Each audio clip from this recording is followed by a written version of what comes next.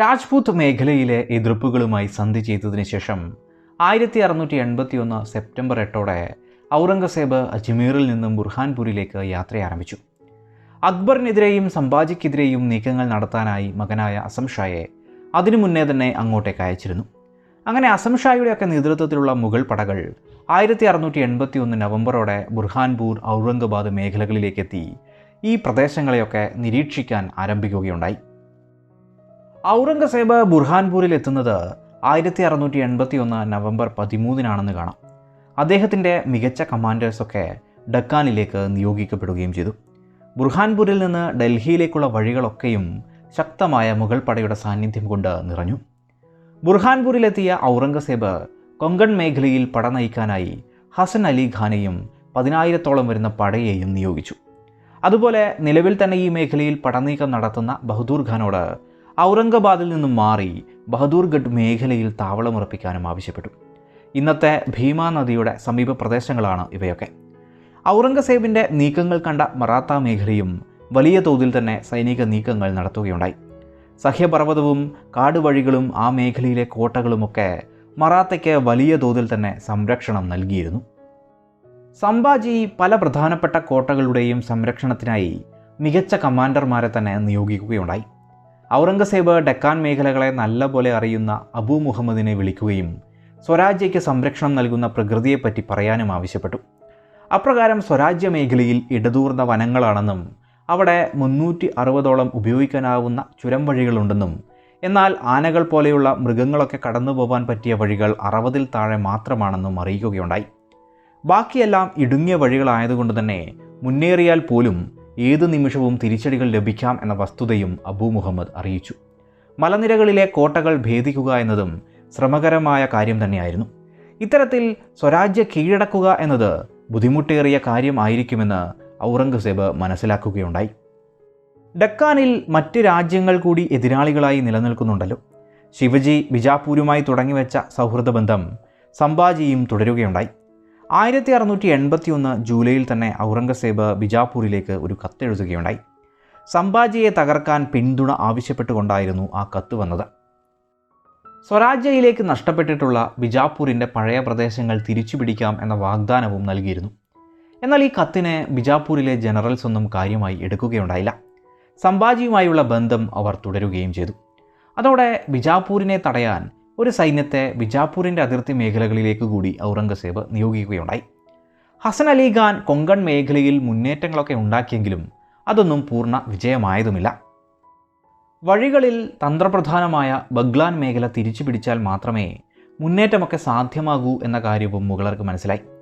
ഹസൻ അലി ഖാൻ പലപ്പോഴും മുന്നേറ്റങ്ങളൊക്കെ ഉണ്ടാക്കിയെങ്കിലും പുറകിൽ സുരക്ഷിതത്വം നൽകാവുന്ന രീതിയിൽ മുഗൾ മേഖലകൾക്ക് നിലയുറപ്പിക്കാനാവാത്തതുകൊണ്ട് തന്നെ മുഗൾ മറാത്ത പോരാട്ടങ്ങൾക്കാണ് ഈ മേഖലകളൊക്കെ വഴിവെച്ചത്.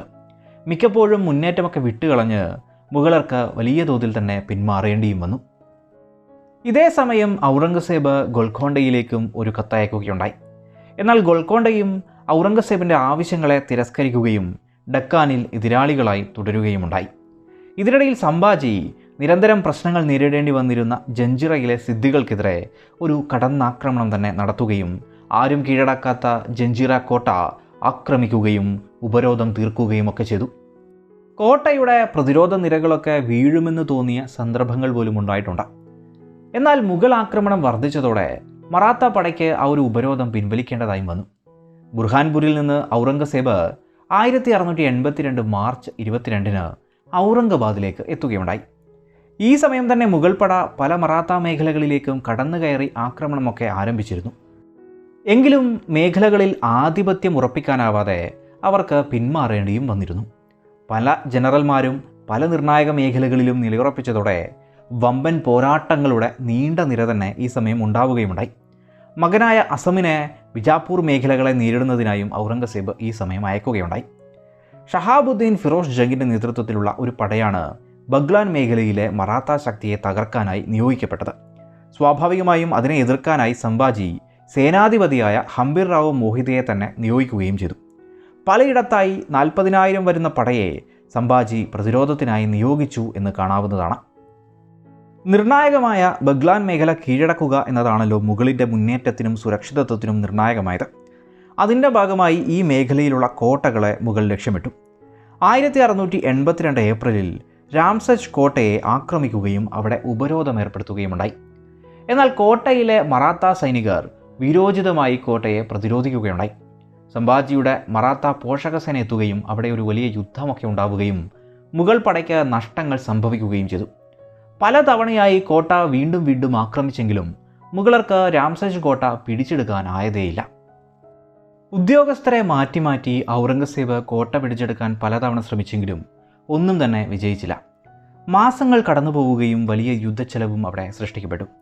മുഗൾ പട കോട്ട പിടിച്ചെടുക്കുന്നതിൽ ശ്രദ്ധയൂന്നിയപ്പോൾ മറാത്ത പട പലയിടത്തും മിന്നൽ ആക്രമണങ്ങൾ നടത്തുകയുണ്ടായി. മുഗൾ മേഖലയിലേക്ക് കടന്നുകയറിയും ആക്രമണങ്ങളും നാശനഷ്ടങ്ങളുമൊക്കെ വരുത്തുകയും ചെയ്തു. ഇത്തരത്തിൽ 1682 കാലത്ത് ഫലങ്ങളൊന്നുമില്ലാത്ത നിരന്തര പോരാട്ടങ്ങൾ ഈ മേഖലയിൽ നടന്നുകൊണ്ടിരുന്നു. ചുരുക്കിയാൽ മറാത്ത പട മുഗൾ മേഖലയിലേക്ക് കടക്കാൻ സാധിക്കുന്ന മേഖലകളിൽ മുഗളരുടെ പ്രതിരോധവും മുഗളർ കടന്നുകയറുന്ന ഇടങ്ങളിൽ മറാത്ത പ്രതിരോധവുമായി കനത്ത പോരാട്ടങ്ങൾ തന്നെ നടക്കുകയുണ്ടായി. ഇരുവിഭാഗത്തിനും വിജയങ്ങളും പരാജയങ്ങളും ഒക്കെ സംഭവിക്കുകയും ചെയ്തു. ഇതേസമയം ഔറംഗസേബ് പൻഹാല മേഖലയിലൂടെ അഥവാ സൗത്ത് മേഖലയിലൂടെ മറാത്തയെ ആക്രമിക്കാൻ മുഹമ്മദ് അസം ഷായെ നിയോഗിക്കുകയുണ്ടായി. മറാത്ത മേഖലകളിൽ അപ്രതീക്ഷിത തിരിച്ചടിയും അവരുടെ തന്ത്രങ്ങളെ തകർക്കുക എന്നതുമൊക്കെയായിരുന്നു ഇതിൻ്റെ പുറകിലെ ലക്ഷ്യം. ഇതറിഞ്ഞ മറാത്ത ഹംബിർ റാവുവിൻ്റെ നേതൃത്വത്തിൽ തന്നെ തിരിച്ചടിച്ചു. അങ്ങനെ അവിടെ വലിയൊരു യുദ്ധം തന്നെ സൃഷ്ടിക്കപ്പെട്ടു. നിർണായകമായ ചില മുഗൾ ഉദ്യോഗസ്ഥരൊക്കെ അവിടെ കൊല്ലപ്പെടുകയുമുണ്ടായി. ഒട്ടേറെ പേരെ ഇരുവിഭാഗവും കൊല്ലുകയും അതുപോലെ തടവുകാരായി പിടിക്കുകയുമൊക്കെ ചെയ്തു. എങ്കിലും വിജയം എന്ന രീതിയിൽ ഇരുഭാഗത്തും ഉണ്ടായിട്ടില്ല. എങ്കിലും വലിയൊരു യുദ്ധം എന്ന നിലയിൽ അത് ശ്രദ്ധിക്കപ്പെടുന്നു. അതുപോലെ ഈ മേഖലയിൽ നിന്ന് അക്ബർ രക്ഷപ്പെടാതിരിക്കാനായി ഒരു സഹായവും നൽകരുതെന്നും പിടികൂടണമെന്നുമുള്ള നിലയിൽ പോർച്ചുഗീസ് ഉൾപ്പെടെയുള്ള പലർക്കും ഔറംഗസേബ് കത്തെഴുതിയതായി കാണാവുന്നതാണ്. സംഭാജിയാകട്ടെ അക്ബറിനെ രാജ്പൂത്ത് മേഖലയിൽ എത്തിച്ച് സൈന്യമൊക്കെ സൃഷ്ടിച്ച് മുഗൾ പടയെ എതിർത്ത് ഡൽഹി പിടിച്ചെടുക്കണമെന്ന നിലയിൽ രാജ്പൂത്ത് മേഖലകളിലേക്കും കത്തുകൾ എഴുതി. സൈന്യത്തെ തയ്യാറാക്കി നിർത്തൂ, താൻ എത്തും, അല്ലെങ്കിൽ താൻ വരുന്നുണ്ട് എന്നൊക്കെയുള്ള അക്ബറിൻ്റെ എഴുത്തുകൾ അതിൻ്റെ ഉദാഹരണങ്ങളാണ്. എങ്കിലും ഈ ഒരു നയത്തോട് ആ സമയം രാജ്പൂത്ത് മേഖലകൾ അനുകൂലമായി നിലകൊണ്ടില്ല എന്നും പറയാം. അതോടെ സംഭാജിക്ക് വീണ്ടും തിരിച്ചടികളേറ്റു എന്നുകൂടി കാണാവുന്നതാണ്. ഇനി അക്ബറെ മുഗളർക്ക് നൽകിയാൽ പോലും സംഭാജിയെ ഒരു സ്വതന്ത്ര ഭരണാധികാരിയായി തുടരാൻ അനുവദിക്കുമോ എന്നതും സംശയമായിരുന്നു. ഇത്തരത്തിലുള്ള ഒരു വിഷമഘട്ടം വന്നെങ്കിലും സംഭാജി ഔറംഗസേബുമായുള്ള പോരാട്ടം തുടരാൻ തന്നെ തീരുമാനിക്കുകയുണ്ടായി. അക്ബറിനെ കടൽ വഴി അഹമ്മദാബാദിലേക്കും അവിടെ നിന്ന് രാജ്പൂത്ത് മേഖലയിലേക്കും എത്തിച്ച് സൈന്യത്തെ സ്വരൂപിക്കാനുള്ള നീക്കങ്ങളും മറ്റും നടത്തുന്ന അതേ സമയം തന്നെ ഇവിടെ കണ്ടാലും പിടികൂടണമെന്ന ഉത്തരവ് ഔറംഗസേബും പുറത്തിറക്കുകയുണ്ടായി. അതോടെ അക്ബറിൻ്റെ ആ നീക്കവും പാളുകയുണ്ടായി. ഇതിനിടയിൽ അക്ബറിൻ്റെ പെരുമാറ്റത്തിലൊക്കെ അതൃപ്തി തോന്നിയ സംഭാജി അക്ബറിന് നൽകിയിരുന്ന വലിയ പടയെ പിൻവലിക്കുകയുമുണ്ടായി. അതോടെ തീർത്തും ഒറ്റപ്പെട്ട അക്ബർ സ്വരാജ്യയിൽ നിന്ന് രക്ഷപ്പെടാനുള്ള വഴികളും തേടി. ചാരന്മാർ വഴി ഇതറിഞ്ഞ ഔറംഗസേബ് അക്ബറെ പിടികൂടാനുള്ള നടപടികളും എടുത്തുകൊണ്ടിരുന്നു. 1683 മുഗൾ പട ബഗ്ലാൻ മേഖലയിലെ കോട്ടകൾ തകർത്ത് മറാത്ത ശക്തിയൊക്കെ കുറയ്ക്കാനുള്ള ശ്രമങ്ങൾ നടത്തിക്കൊണ്ടിരുന്നു. സാൽഹർ കോട്ടയൊക്കെ പിടിച്ചെടുക്കാൻ പലതവണ ശ്രമിച്ചെങ്കിലും ഒന്നും വിജയിച്ചില്ല. അതോടെ യുദ്ധത്തോടൊപ്പം തന്നെ പദവികളും പണവുമൊക്കെ നൽകി കോട്ട മേഖലകളെ വരുതിയിലാക്കാൻ മുഗൾ പട ശ്രമങ്ങൾ ആരംഭിച്ചു. മറാത്ത തിരിച്ചടികളും സ്വാഭാവികമായും ഉണ്ടായി. 1683 ജനുവരിയിൽ മറാത്തകൾ ബഹദൂർ ഖാനെ കല്യാൺ മേഖലയിൽ 3 തവണ പിന്തുടർന്ന് ആക്രമിക്കുകയുണ്ടായി. പക്ഷേ ബഹദൂർ ഖാൻ മറാത്തകളെ തോൽപ്പിക്കുകയാണ് ഉണ്ടായത്. അതോടെ ഔറംഗസേബ് ബഹദൂർ ഖാന് കൂടുതൽ സൈന്യത്തെ പാരിതോഷികമായി നൽകുകയും ഒക്കെ ചെയ്തു. സംഭാജിയുടെ കമാൻഡറായിട്ടുള്ള തുക്കോജിയുടെ നേതൃത്വത്തിലുള്ള ഒരു വലിയ പട കല്യാൺ മേഖലയിലേക്ക് ഈ ഒരു സമയം എത്തുകയുണ്ടായി. ബഹദൂർ ഖാനുമായി വീണ്ടും ഒരു വലിയ യുദ്ധം സൃഷ്ടിക്കപ്പെട്ടു.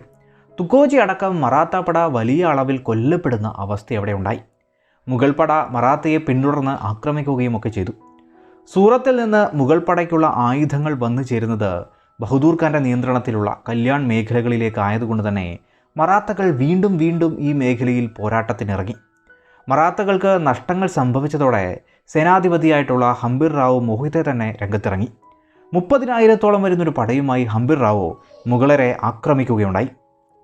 വലിയൊരു യുദ്ധം തന്നെ സൃഷ്ടിക്കപ്പെട്ടു. എന്നാൽ ഹംബിർ റാവുവിന് യുദ്ധത്തിൽ പരിക്കേൽക്കുകയും നിർണായകമായ പലരും കൊല്ലപ്പെടുകയും ചെയ്തതോടെ മറാത്ത പട യുദ്ധകാലത്തിൽ നിന്ന് രക്ഷപ്പെട്ടു. മുഗൾ പട പിന്തുടർന്ന് ആക്രമിക്കുകയും ഒക്കെ ചെയ്തു. അതിശക്തമായിരുന്ന ഈ യുദ്ധത്തിൽ ഒട്ടനവധി മുഗൾ കമാൻഡർമാരും കൊല്ലപ്പെടുകയുണ്ടായി.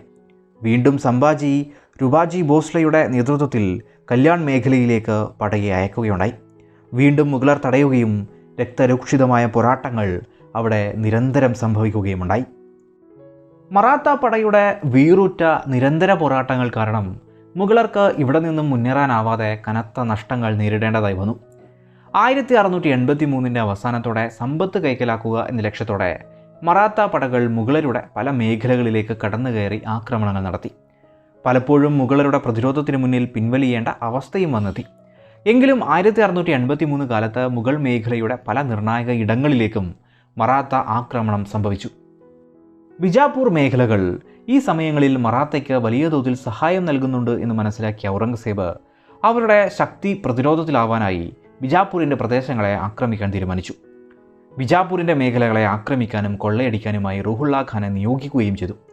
അതിനോടൊപ്പം തന്നെ അസമിനെയും ബിജാപൂർ ആക്രമണത്തിനായി നിയോഗിച്ചു. തുടർന്ന് ബിജാപൂരിൻ്റെ പല മേഖലകളും മുഗൾ പട ആക്രമിക്കുകയും ബിജാപൂരിന് 130 കിലോമീറ്റർ അകലെ വരെ എത്തുകയുമുണ്ടായി. എങ്കിലും സൈനിക ബലം കുറവായതിനാൽ കൂടുതൽ മുന്നേറാനാവാതെ മുഗൾ പട പിന്മാറുകയും കടന്നു കയറിയ മേഖലകളൊക്കെ തന്നെ തകർക്കുകയും ചെയ്തു. സ്വാഭാവികമായും ഇതിനെ തടയാനായി ബിജാപൂരിന് ഇതിലേക്ക് ശ്രദ്ധ കൊടുക്കേണ്ടിയും വന്നു. 1680കളിൽ സംഭാജി പോർച്ചുഗീസുകാരുമായും ഏറ്റുമുട്ടുന്നുണ്ട്. നിലവിലുണ്ടായിരുന്ന സമാധാന വഴികളിൽ നിന്ന് തെറ്റിക്കൊണ്ടാണ് പോർച്ചുഗീസ് മറാത്ത പോരാട്ടങ്ങൾ ഉണ്ടായത്.